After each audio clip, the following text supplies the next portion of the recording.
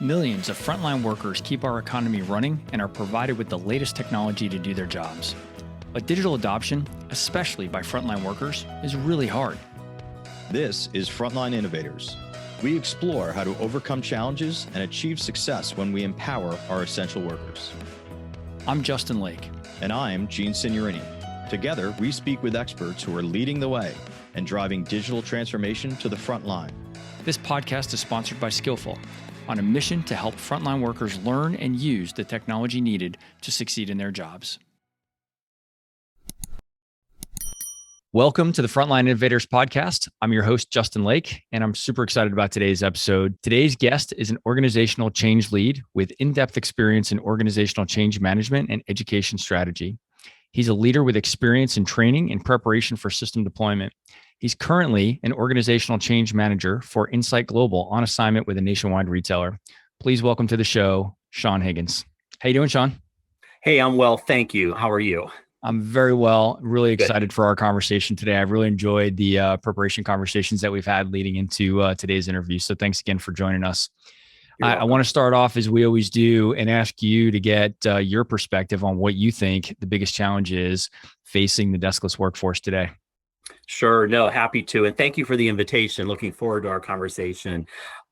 Where I saw this most evident was in a job that I just ended a couple years ago, but with a major grocer. And you can imagine there is it's a national chain, and you have workers. A majority of the workforce is frontline, if you will.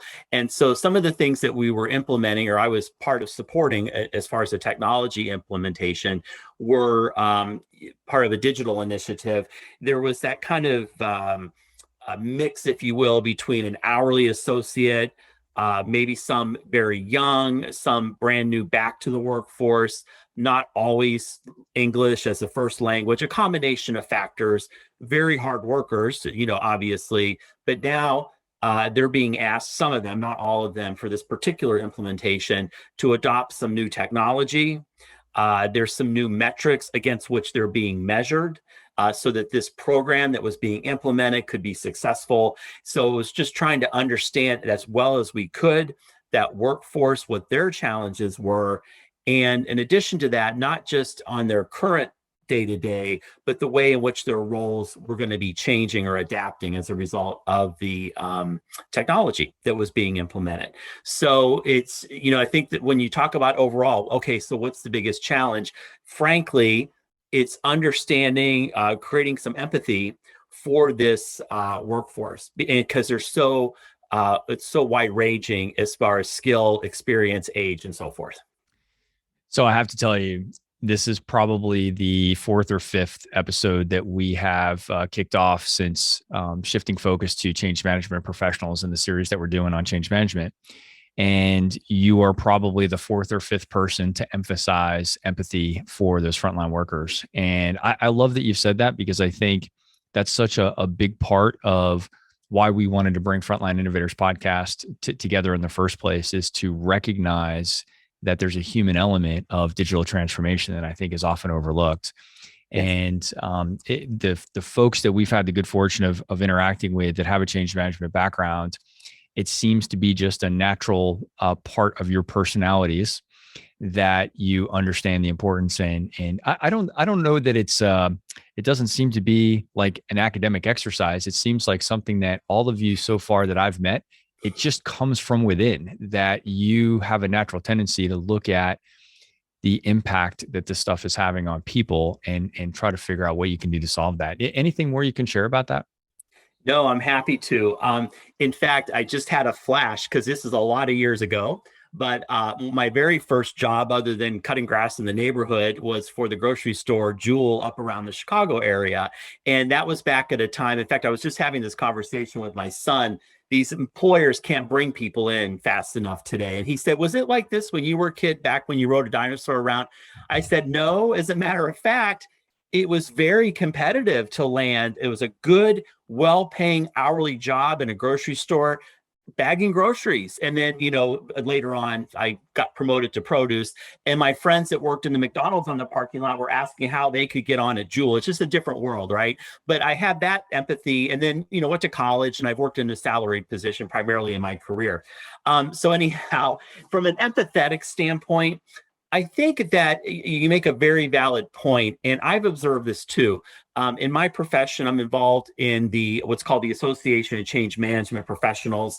It's been stood up similar to PMI for people who come from a project management background, as kind of the not the but authority around change management globally. They've had some great networking. I've been to several conferences.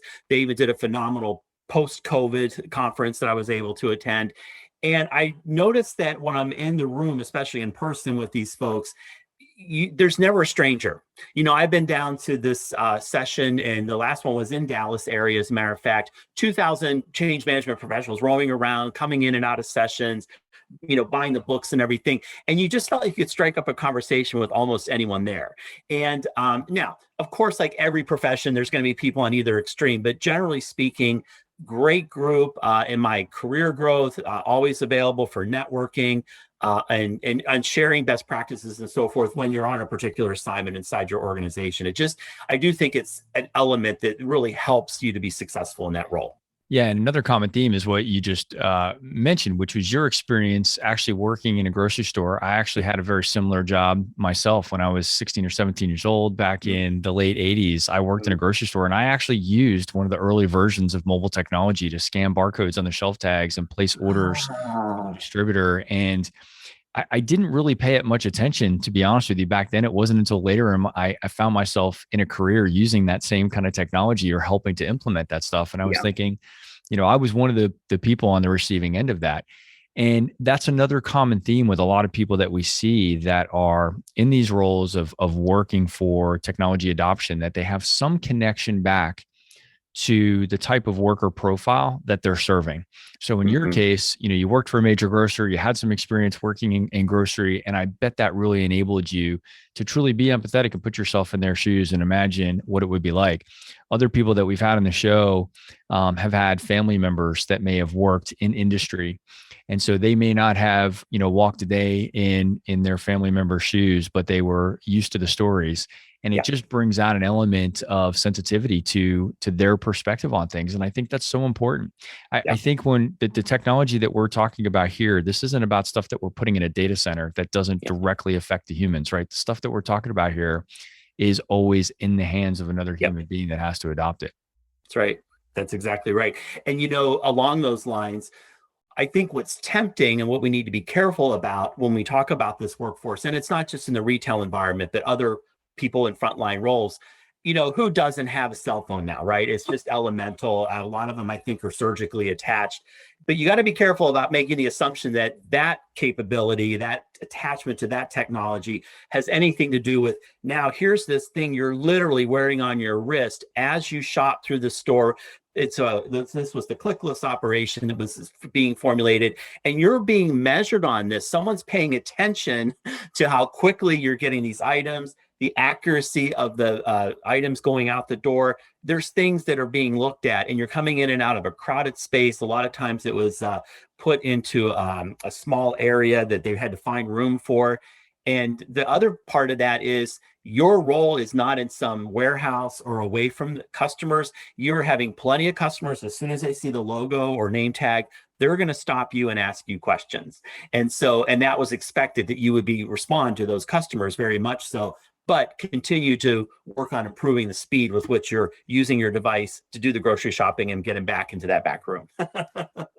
Another way, I think, to say what you're talking about here, that I just love that you've raised this point, is their jobs depend on this technology. Very much. That is a profound difference between our, society's adoption of consumer technology, right? We pick up Facebook, we pick up Netflix, we use the Amazon app, and we do those things without much concern. If it doesn't work right or we don't understand something, we just don't use the feature and we put it down, and maybe we move to a different provider. But these men and women are being handed technology, and they're not given a choice. This is what they have to use to do their job. And another part of your point is that people are watching, right? That's maybe part of the reason why we've put the technology in place, right? There is some analytics on the back end to capture performance data and accuracy data and things like that. So it does raise the anxiety for these men and women to have to use this. And I think we should just accept that and understand that rather than to think, hey, it's just a mobile app on an iPhone. How hard can it be? Right. Right. Well, I've got examples in other industries, but I'll stick with the retail for just a minute because I think it's a great, back and forth on that topic. When I went into some of the stores as part of the team to develop the training, update the communications and so forth, there was I don't want to say equal group, but there was a group of people very excited about being able to use technology in their day-to-day work. So maybe they had been in a role in that store for a few years. They'd done different things, different departments. Now they're introducing this kind of new, fresh way of working. It's got a high profile. You get a different shirt than the rest of the employees. So you also want to leverage that too and keep that excitement up. One of the things we did back to the cell phones is once this operation became more prevalent across all the divisions across the US, we wanted to make sure there was a way that people could share best practices, share success stories. And we used the company's Yammer. Yeah, that's a really great walkthrough. And, just to kind of highlight the amount of change that these men and women have been facing over a long period of time. I mean, let's face it, technology isn't new in retail, and particularly in grocery. As I was saying, I was using this stuff back in '88, but the pace of change, the amount of applications, the number of different tools that people are expected to use now is just unprecedented, and there's no sign of it slowing down. So exciting for those of us that are technologists that are implementing a lot of this technology. But I can imagine that it's frightening for, a lot of the men and women that are on the receiving side. Definitely. So let's shift focus a little bit. I'd like the audience to get to know a little bit more about you. First of all, tell us where you're from, where you're living in the country, and a little bit about your background. Great. Thank you. Well, I live in the Cincinnati, Ohio area. In fact, I've been here almost exactly 25 years. Somewhere in the middle of October is when I moved here. At the time, my family was very young. And so this has been the longest I've ever lived somewhere. I consider it home. It was for a job promotion that I had taken, and I've had several jobs since then. Grew up in the Pittsburgh, Pennsylvania area until high school, and then the Chicago area where I still have some family. But again, I've always been in the Midwest. But I've had some great opportunities for travel, for work primarily, but also pleasure, not just in the US, but in couple different countries. There's a lot more I'd like to go see. And my change management role has brought me to several interesting countries and so forth. I came out of I had a journalism degree. And when I started in that field, it became evident when I went to go get that second job, because you start at small and you work your way up these newspapers.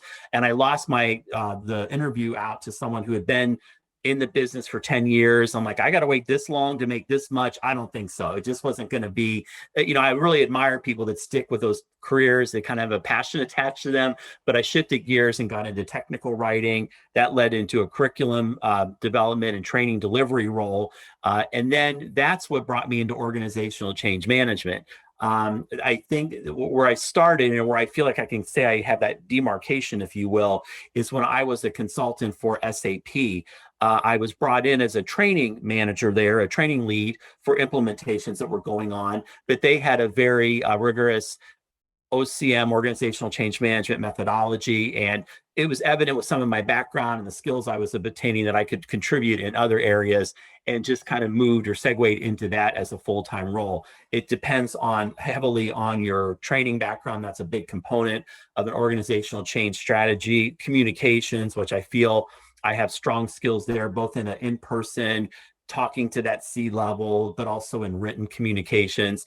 And then there's an analytical aspect to it too. The stakeholder analysis, the resistance management, just understanding complex organizations, picking them apart a little bit, and then supporting whatever change it's there you're to help to move forward. So I've been in the field, as I mentioned, as an organizational change manager for 15 years, a combination of consulting, the Commonwealth of Kentucky, GE Aviation, and also internally to Kroger Technology, where I worked for about 5 years as their employee in their digital implementation. So it's really an interesting set of experiences, and the connection with journalism didn't make sense to me at first blush until you really talked about, your writing skills and being able to build learning content. And that was kind of when the light went off for me. That makes a lot of sense. I mean, essentially journalism is a lot about communication, obviously. And so bringing those skills into, change management makes perfect sense to me. But you are the first person that we've spoken with an OCM background that has a degree in journalism. So it stood out to us as an exception. That's great. And I will say that the one aspect of that role, that job that I did, which I enjoyed very much at the time I was doing it, it's a lot of years ago, but the friends that I made there, I still have a few of them that were in contact. It was very close. It was that first job experience. You get out in the world. But anyhow, what was impactful to me, and I think follows through today, is I learned in that job, people really do enjoy talking about themselves. If you're a good reporter, you've got to develop trust. People like to kind of share, even on difficult subjects. And that's an important part of being successful in organizational change management. You've got to get people to trust you. You want to be empathetic, but you sometimes find yourself circling in the HR space, so to speak, and some changes aren't always welcome, right? They're necessary. The business is driving them, but it doesn't change the fact that you want to be successful in helping move the change forward. Yeah. No, that makes a lot of sense. And that's a great connection. I'm curious to talk specifically about your role now at Insight Global. I know we're not going to talk the specifics of the customers that you serve today, but tell us a little bit about your role. What are you doing for the clients that you're working with today? The clients that I'm working with today is going through a transformation. That's a big word. You hear it a lot. I've heard it in my previous employers too, but they are going through a transformation specifically in their financial space. So I am partnered with the global team as well as the US based team for this retailer, supporting the efforts around the automation efforts that are going on, the org design and impacts to the organization that will be occurring as a result of this transformation. Just trying to, be out in front of the way in which they partner in the financial groups inside this company with their partners in different parts of the retail organization across the business, and helping get them ready for that kind of the next wave, making them, the individuals then as a result, becoming much more proactive and how can I say it best? Proactive as well as strategic in their partnerships with the parts of the business that they support. That's a lot. Sounds like there's a lot going on with that client. There is. Yeah. And it's a real fun challenge because it's a great group of people. It's a multi-country kind of dynamic. And, the good thing, and this is always an important thing you establish when you join a consulting assignment or just a new change project, is where are people from a change saturation standpoint? Is there a hunger or an appetite for this change, and how do you leverage that and help bring it forward? So it's been interesting to observe some of the, responses and where they hope to bring this organization as a result. That's a term I haven't heard before. Change saturation. Can we peel that back a little bit? I'd like to hear a little bit more about that. How do you maybe how you define change saturation? I think maybe the words themselves are a little obvious, but I'd like to hear how you would describe that in an OCM perspective. And then how do you measure that? Definitely.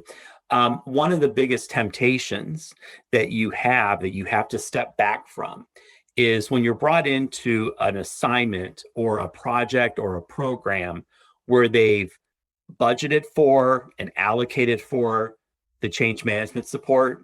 I think in general, the industries are moving closer to bringing that early. There's tons of reading out there that says if we had done this change earlier, there would have been better adoption. All those slides, they've been out there forever. So, but I'm seeing the demand or the expectation for that role, let's put it that way, at the very beginning of a program, even at the time that the charter and vision statement's being developed. You might not even be part of the day-to-day right away, but you're part of that early change strategy the program, the strategy being developed for whatever the organizational changes that's about to take place. So now that you've landed and you're getting ready to start. And I've learned this kind of the hard way, like a lot of things we learn, but I ask early and I ask it several times. What else is going on in this organization? Let me go back to another role I had, not in retail, but about 10 years ago, 8 to 10 years ago, in a long assignment I had with GE Aviation, which was when I was a consultant for SAP. They were implementing some SAP modules. Well, it was for one of their repairs, not manufacturing, but repair centers for the engines. They literally brought the engines to this very, very busy,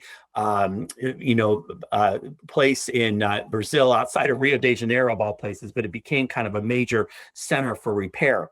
And, they had a lot of demands there because there was so much demand for their work and, just trying to keep people hired and so forth. So you just needed to understand, what else do people have going on? What are the other changes that are being implemented? They can be driven by regulation, by competition, by another part of the business saying, hey, we're having this issue, so we need you to pick up this work. So you got that day-to-day pressure, but then there's also changes that are being implemented. Any big company like that, any of these big Fortune 500s, at any given time, there's usually some sort of initiative underway. It might be around safety or culture. So you want to not necessarily, you might even want to attach yourselves to those and say, hey, how does this fit in with this big cultural change that's going underway? So if you're the associate, the hourly employee, the person in the office, you're hearing all these buzzwords, you get a couple comms and things like that. And from a change saturation standpoint, you really want to understand, is this particular change coming, deemed to be critical, going to be adopted, or are we going to get some resistance because people are they can't get their day-to-day done, and there's no way they're going to be able to absorb this? And try to find either that middle ground. You might document early that there's going to be challenges to this particular change, what we're here to work on today. So you might have to shift the timing, or something else might have to move as a result, because people still need to come in and do their day-to-day functions as well. It's not an uncommon thing. I think people, as far as defining it or measuring it, it's easy to say, oh no, I'm so overwhelmed. People might feel that way oftentimes at work. It's more than that. It's really, where are the drivers? If I'm in this department or I have this particular role, what are all these factors and quote changes coming at me, in addition to changes already underway? And then related to that, not quite the same, but in this space, is what are some changes that have been done here? This is any company. I'm not singling out any one company, that weren't successful, and why, and understanding what that is to help, make sure that you're being more, proactive and effective in the change in what you're supporting. You talked about it in the context of, and because I asked specifically about the change saturation, right? So it's, assessing the other things that are changing inside the organization. But as you were describing that, you made me realize something else. Sometimes we can be overwhelmed with even the status quo, Yes. right? So it's not just necessarily that these people are affecting things that are different or being affected by things that are different, but they could be affected by things that are the same. They could already be overwhelmed with just a normal day in their life. And one of the examples of that I think about is with a lot of the frontline workers that we've been around, they already have 20 stops to do on every route. They're already hard pressed to get that done without drifting into overtime. And they already get in trouble when they don't get their 20 stops done, within the 8 or 10 hours that have been allocated to their route. And now we're going to come to them and tell them we have to change. So that's not change. That's just a normal part of their day, but they're grinding on that every day. They're trying to get their 20 stops done, or 10 stops, or 40 stops, whatever it is, depending on their industry. Right. Yep. But then we come to them and we say, oh, and by the way, while you're still doing that and keeping all those balls in the air, now we have to do this other thing too. Right. And, we wonder why they would be perhaps reluctant to some of the change that we're talking about. Right. So I guess really the realization I'm having is sometimes it could be change saturation, sometimes it could be steady state saturation, but there's a certain capacity that people may already be at or above that is affecting their ability to adopt what we're now talking about. Well, and a corollary to that, because you're exactly right, what you just said, sometimes it's the day-to-day impacts. you got to this is just me saying this, it's not anything I'm pulling, it's a common phrase, but you also got to be ahead of kind of the eye roll, the kind of like, oh, here we go again. Yeah. I just got the memo, I just got the screensaver. If you work in the office, some companies use the updates and then the poster on the wall, so you want to make sure you're paying attention to that kind of reaction as well. Yeah, no, that's Yeah. exactly right. Well, let's get back to something that we talked about in the beginning. I asked you for your take on what you feel is the biggest challenge facing the deskless workforce. What do you think the frontline workers themselves would say? What do you think is their biggest challenge that they would respond if we were interviewing them right now? Well, this goes for everyone, but I would say in particular, in some ways, for a frontline worker, maybe not in every case, but in many cases, it goes back to that empathy standpoint. What I mean by that is they're working probably maybe in support, but not maybe necessarily the primary income. It might be, it might not be. And then if it is, it's definitely not the income of the people sitting in the downtown office building. So they've got that pressure of trying to make this role work, and with the compensation that's offered and the demands on the job and so forth. Some of them may very well have a second job. There's this whole gig economy that's evolved, and you've got plenty of people. Maybe it's a good thing. I've got a son that, hey, why aren't you doing this on the weekends? You're young and you don't have any commitments. You know what I mean? So there's definitely some opportunities there. It's not always a negative thing. But then I think that, what we have to be really careful of and be supportive of is especially when we're implementing technology. Technology touches everything now, right? So we might feel really good about an app, an interface, a new website, whatever it might be, and it looks good to us, but I'm not interacting with it in the way the people that we're asking to interact with it are. Perfect example. I'll go back to my Kroger experience, which I really enjoyed very well. And it's no secret, they've been doing this click list operation for a long time. But when I was part of the early part of that implementation, we went into some stores because we wanted to understand, they had policies that were new and needed to be followed around opening and closing and et cetera, et cetera. And a lot of times there wasn't a place to sit down. They were interacting on kind of like a Citrix network or, a clone screen. It wasn't like they've got this laptop they can carry around and find a quiet spot. So they're interacting and trying to grab very essential information in an otherwise kind of noisy space with people coming in and out, asking questions, maybe the customer peeking around, hey, do you have any of this in the back room? And so, we just want to make sure that we adapt and make easy to use as possible. And then to their credit, and I saw this in other organizations too, they had a dynamic, very, very strong team of people who did the user design and user interface, the UX and UI teams. And so all the time that they spent trying to understand not just the customer needs, but the employee needs were really helpful to be successful in implementing some of this technology. I think too that, everyone, and no matter what your field is, whether it's a frontline worker, which we're talking about today, or you work in an office or in a bank or wherever, everyone's got a boss, right? And then your boss, he or she has metrics and things that are being paid attention to and they're trying to measure. So we want to be understanding of what's coming down on you. What are the expectations on you so that your boss can look good? We don't want to do anything to deflect from that. We want to make you successful so you can make the whole organization successful.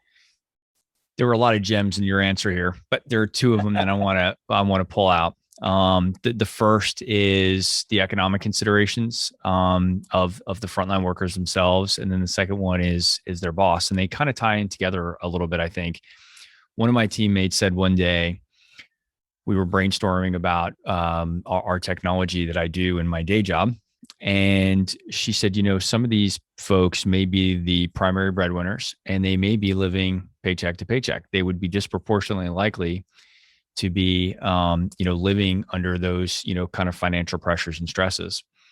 And then we bring them out technology, and that makes them maybe normally a little bit anxious, but with the added pressure of the context of their family life, it adds a whole nother level. And, when you talked about their chain of command, if their boss is kind of riding on them and saying, hey, if you don't figure this out, like, you're not going to have a job here, right? Or some variation of that, that probably doesn't make the adoption any easier. In fact, it's probably actually adding stress and anxiety to that circumstance. Yeah. So when you think about it, I try to put myself in those shoes and I say, well, it's been a real long time since I've worried about, if I don't figure this thing out at work, I might get fired. Right.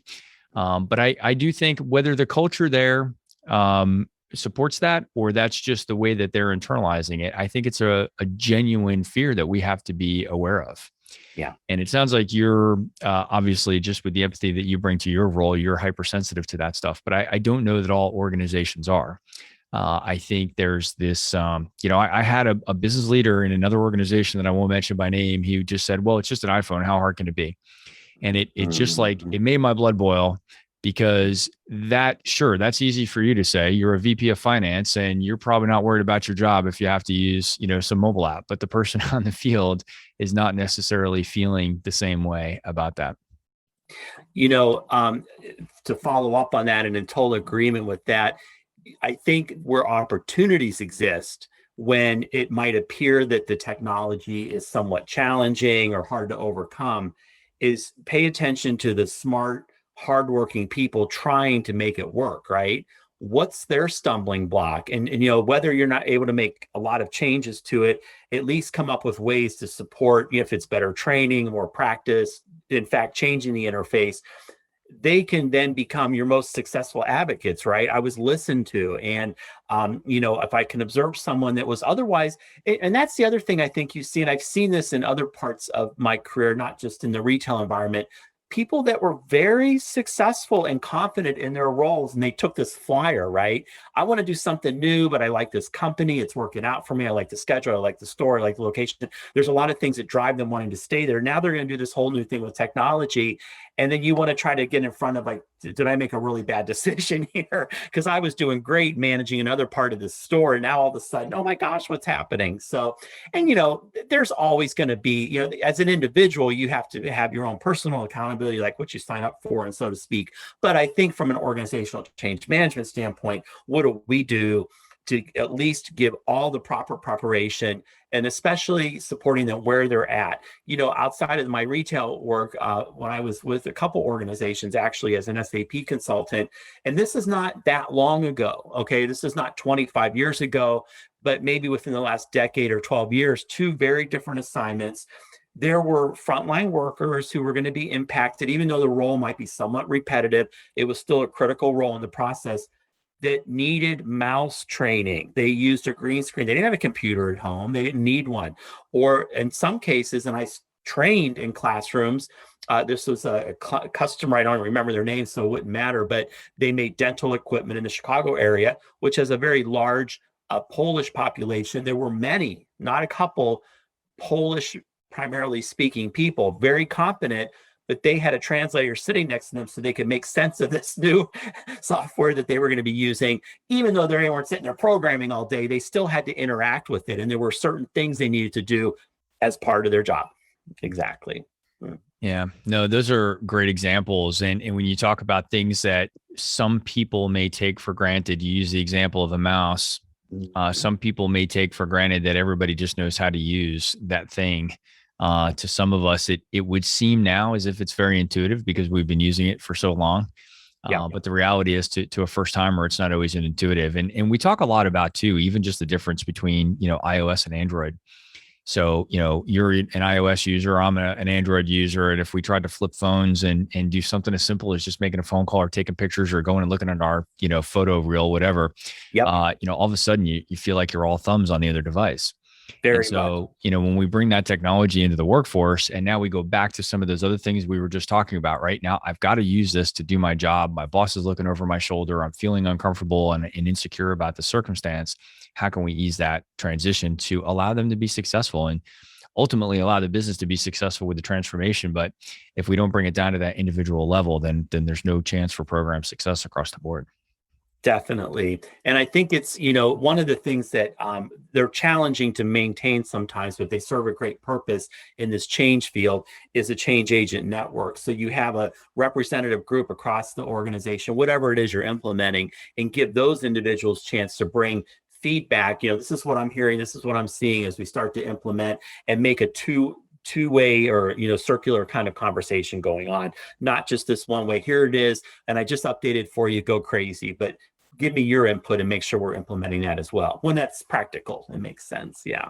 Yeah, I've heard this term change champions a few times now, and I understand the concept as soon as you mention the phrase, but I admit I hadn't heard that phrase up until the last few weeks as we've been doing some of these podcasts, and it makes perfect sense to find those champions internally that will help carry the flag and bring the message out. And it's, I have seen countless experiences. The best leaders in companies have found those people in the organization, and they probably didn't use the term change champion for it. But they recruited a group of people that could be the advocates and kind of peer representatives and bring them on board to help facilitate the change. And that's phenomenal to watch that, right? Because you're more likely to listen to your peers. Yep. And than you are just, another leader talking about some new change coming in the organization, right? So it's a great way to really think about that. Well, people want to communicate, if you will, or react. Not always. You always have like an outspoken group of people, but in a safe space, right? So it's not like the change champion is running from, oh, I just came out of a team meeting. You won't believe what they said. It's not like that at all. It's, hey, we had lunch, or we sit and talk once a week about this thing, or whatever, whether it's formal, informal. If you're successful, you're not just sending them out to push the change. You're bringing in the feedback, the comments and things like that. It goes just like when you're doing your communications planning, the most successful comms in almost every case is, what do people want to hear change from? Their immediate supervisor, right? So you want to make sure that you have talking points and communications that you can give to him or her, and then they can direct to that, because they already have that one-on-one relationship and trust. And the Change Champion Network or Change Agent Network is just an expansion of that, but it brings that feedback and it allows people's voices to be heard. And hopefully, if you set the right goals, the program to be even more successful, because now you've kind of got that ear of the customer, so to speak, even if the customer is internal, and you're paying attention to what they're going to be anxious about. It helps prepare for your training and your comms and all the other factors to make the adoption high. Yeah, no, it makes really perfect sense. And it sounds so obvious, honestly, when you talk about it, but it's not obvious to every organization that we've been around to be proactive on this. And you said something before I actually meant to ask you then, but I'll bring it up now, which is I think sometimes organizations have had to suffer a little bit through an experience where they didn't handle change management successfully on the first go around. Mm-hmm. There are certain things, and we're just stubborn humans. I know we all are. I know I'm guilty of this too in certain things, right? But until we've tried to do it the way that we think is easy and the quickest path, and we've stumbled, then we look back and say, well, what would I do differently? Oh yeah, those guys were talking that we should really have a proactive change management strategy in place. And I kind of pushed it to the side and didn't want to fund it or pay attention to it at the time. But now that we've gone through a significant transformation and it didn't go as planned, now I value that more. And, we see that happen a lot. Is sometimes the first time, it's just, some people are just, they're going to need to maybe skin their knees a little bit until they, perceive that value. That's right. Yeah, that's right. Yeah, no, I think, where companies look back and will admit or realize that they didn't bring change management in early enough. I think the one thing I'd advise, if you're looking at it, yes, when you're creating a program and maybe you have a budget assigned, it's an added expense that might or might not feel like it's necessary.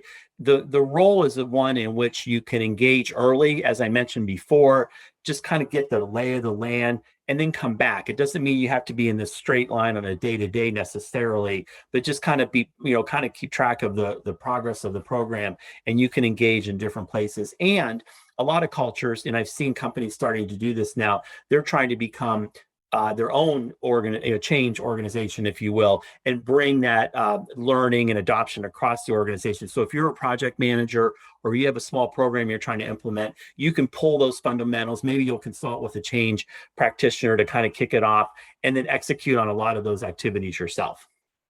Yeah, no, that makes perfect sense. It's just part of an evolution, and we have seen it. It's part of the reason that we wanted to shift the focus of the podcast a little bit over to this conversation. And I think we're going to stick with this for quite some time, because we are seeing the evolution. I've heard more and more of our clients having change management pros or teams, whether it be outside consultants or even an internal, center of excellence of sorts, around change to really be Yes. more proactive with this. And having been in the tech space for a really long time, it seems to me that this is a trend that's moving in the right direction.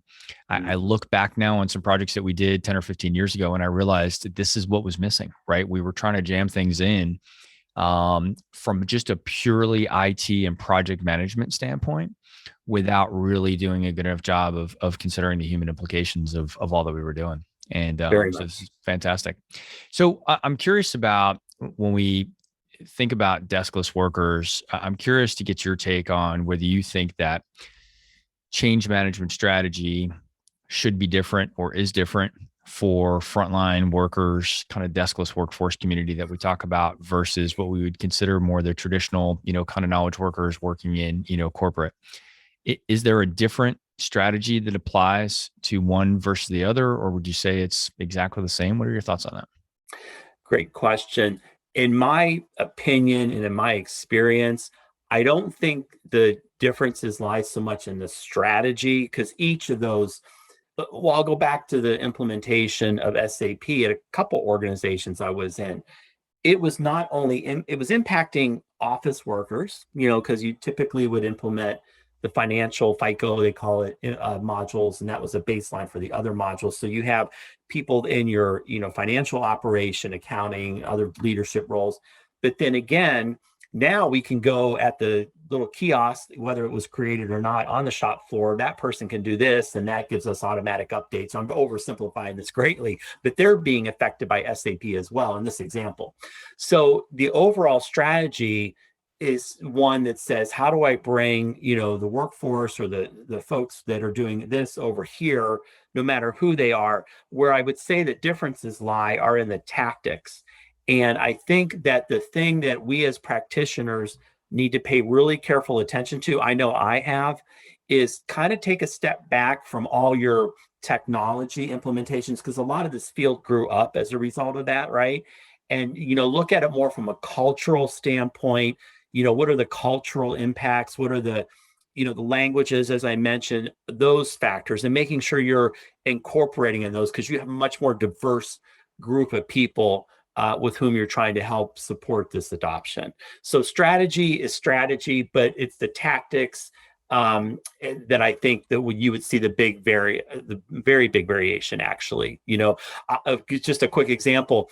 We had some success with these quarterly meetings where anyone that had a phone that was part of this operation, this new backstore operation, could use their phone. They didn't have to be on a special computer or anything.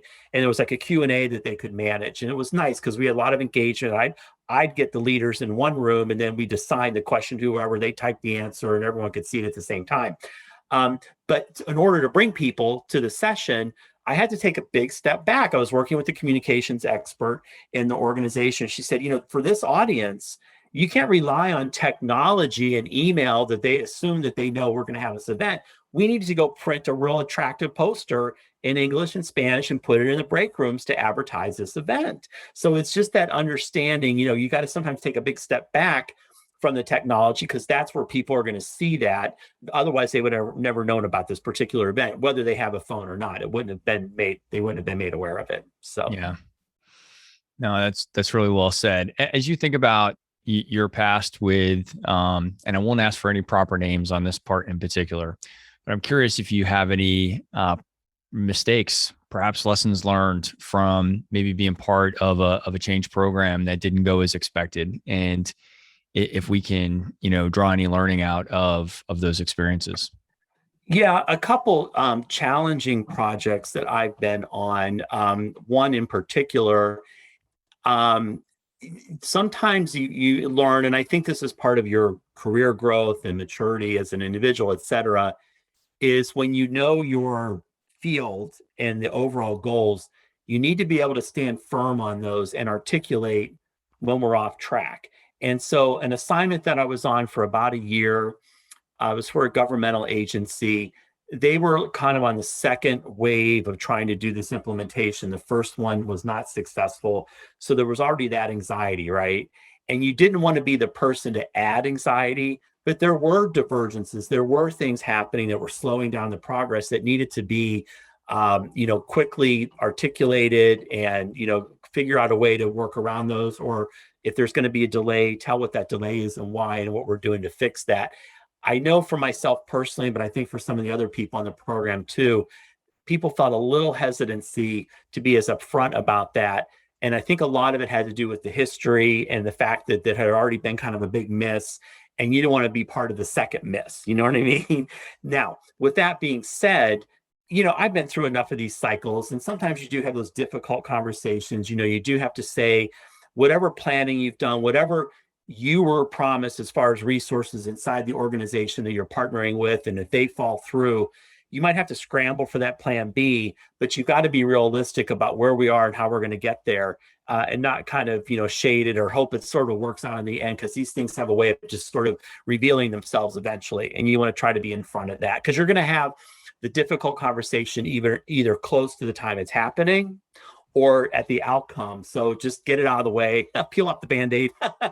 And then, I know in some of the most stressful situations, you might feel this way too, that you've ever been in your work situation, not even before when I was a change management, but just in the day-to-day.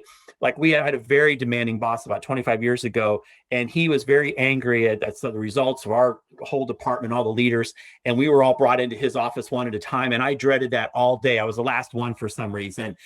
And it was a weird, long story. And I walked out of there with this raise. I don't know if he was just exhausted or whatever, but I think he realized, I guess maybe I am pushing these guys kind of hard. I know you're up to this. Just go get it done. You know what I mean? So sometimes you kind of have to throw yourself in there, and maybe you get an outcome you weren't expecting, but a good one can come out too. That's a great example. I think when you talked about the transparency with the people affected, actually, I think that's a really, really good point. And I was smiling as you were giving that answer, not to make light of the difficulty that you went through, but I was thinking back all of a sudden, just kind of racing through a bunch of memories of other projects where we witnessed teams not being as transparent. And I'll tell you what, that certainly didn't help at all for that project going forward. And it didn't do anything to build a bond between the implementers and those on the receiving end of that change. And so, the transparency has always been part of our core value as a company, and part of the way I've operated, just that I'd like to get the bad news out early. Let's get it out. Let's get it on the table. Let's bring a little humility to the situation. And, we're going to get a lot more support down the road if we're just being honest. That's what we're asking of them. Why wouldn't we do the same thing with them? Very, very true. Yes. But I do think, if I can say this, I do think that sometimes the nature of the worker profiles for frontline folks makes people from corporate think that they can't handle the truth, right?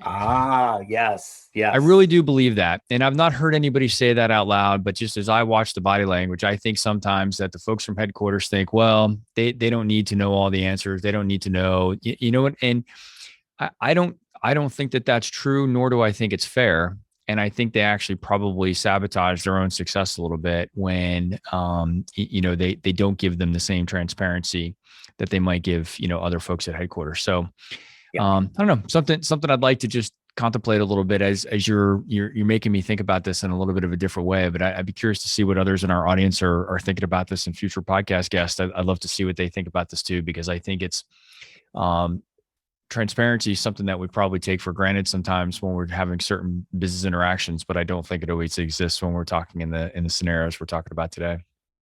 I agree. I don't think there's anyone out there, regardless of their job role, their frontline nature of their work or not, that doesn't want to be, understood, has value in the work that they're doing. And when you make that attempt, whether or not it's like part of your day-to-day, I think you can, draw that out, but not just to make them feel better and give them the pat on the back. That's not really the goal. It's important, but it helps the overall program, and has a lot of benefits that come out of that as well. Yeah, for sure. Well, I want to start. We've got to start wrapping this up. It's been a great conversation, but before I let you go, I'm curious to get your take on perhaps one of your favorite things about working with technology. Even though you're a journalism guy that ended up in change management, what's your favorite part about working with technology? That's a great question. I kind of came into it slowly, sort of like the frog, boiling metaphor, because I was doing literally user guides for technology back in the 1980s and early 90s for a software company and grew up in it. So my favorite thing about it is the interaction with the people. I'm not from that background, but I can sit in a meeting. I always laugh about this if people ask me later. I can understand the conversation now frequently. There's still a lot of terms and things out there that aren't part of my day to day, but don't ask me to repeat it when I leave, right? But I love that, their technology really does make a difference in people's lives in a very important ways. And I think that what I like about it is being part of a team that can help bring it forward and then watch the results, see how it simplifies or enhances their job role, helps the company, it just brings like value to what they're doing when it's implemented right. So that's what I enjoy about it very well. And I just like the people. I've worked with people, what I enjoy very much learning about other cultures. I've got to do some travel outside the country. That's really important to me. And in the IT world, of course, you bring people in from multiple countries and multiple cultures. And that's always otherwise also been a really great asset to being in this field. Yeah. What are some of the disadvantages? Anything you really dislike about working with technology? Yes, I think that in some cases, you have people that are very, very narrowly focused on the technology for which they become in their minds or in reality or both the expert, and just trying to get around that and say, can you dumb that down for me, or can you explain it to me, or give it to me that in English, and experiencing some of that resistance that you get, like, how could you not know or grasp this? And I'm not saying that's a personality trait of people in technology, but I've seen that. And maybe if I was in the medical field and was working with doctors all day, I might get that from doctors too. But since I'm in technology, I've definitely seen some of that. But that's less and less frequent. I think things have become more shared, if you will, and I think the jobs and the careers have grown in a way that people do bring a variety of experience. And so that's not a common practice, but I still see it. And that's one of the things I dislike about it. Yeah. Yeah, I could see that part. I also think, this has come up a lot in our conversations, that what seems easy to one person Yes. isn't easy to all of us. Yes. And I think that's the essence of what you're saying. And so there are a lot of people in technology that, because they have expertise in a given area, they just can't comprehend that those of us outside that area don't understand it. And the problem is that translates down to maybe whatever application or they're asking you to engage with. You've got to kind of be that middleman, or have that, again, that sort of empathy of what am I giving to these people that their jobs depend on it. So yeah, well, I have this quote on my board. I talk about it all the time, but it's the myth of simplicity. And I think a business partner of ours said that to me one day, and I wrote it down, and I've never forgotten it. It's I think that that's really a part of what we're saying there, right? To one person, it's simple, but to everybody else, it may not be as simple. And when we're talking about digital transformation and specifically around change management, we have to keep that in mind. So I think you raise a really good point, and we all need to be better at that. I know I'm in the business of helping to implement technology for these frontline workers, and I can even be guilty of it myself, particularly in my family life, with my wife and my son and my parents, who may be trying to use applications. I'm like, why can't you just figure it out? It's just an iPhone app. And then, I catch myself and I say, I'm actually in the business of not saying that.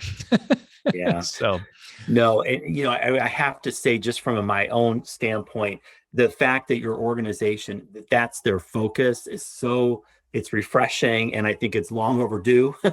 And you're probably finding that as you go out to your customer base. We just set these expectations of, look at this thing, it works great, go nuts on it. But we got to pay way more attention to what their requirements are, the folks that are the ones on the front line, because again, it's not just a matter of learning the technology, but making it work with everything else going around them, usually in a loud, crowded, noisy, outside, possibly literally in the environment kind of space, and taking all that into account.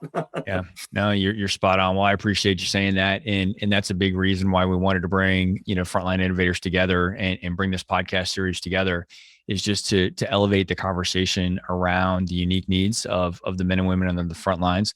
Maybe resolving some of the guilt that I have for being a technologist that's been, implementing this technology in the field, and maybe didn't have the awareness myself. of why we were struggling to get adoption in certain places. So I'm really fortunate to be in a position now where we can try to affect change and pull together a community of folks who are kind of like-minded and looking for better ways to do that, whether it involves the technology that we're involved with or just better practices. If we can raise awareness of this challenge, then I think we'll all be better off for it, as will the frontline workers who are on the receiving end of this. So. Very much. Yes. Well, man, we are out of time. And Sean, this has been a fantastic conversation. I've really enjoyed the chat. It's gone some ways that I didn't quite expect, and really appreciate, just some of the fun things that we talked about with your background today, and some of the places that you've worked. So thank you for sharing today. I do need to wrap it up. So I hope everybody else has found this conversation as enjoyable as I have today. And if so, please share and rate the podcast. 5-star ratings help ensure that it gets promoted to other professionals like you that are innovating on the front lines. This podcast is sponsored by Skillful, as we were just talking about, the mobile digital adoption platform for deskless and frontline workers. Visit the website at skillful.com, and that's Skillful with a Y, SKYLLFUL.com. And if you or someone else is out there innovating on the front lines, we'd love to hear about it. Please reach out to me on LinkedIn and share your story, and we'll see you on the next episode. Sean, thank you again for your time today.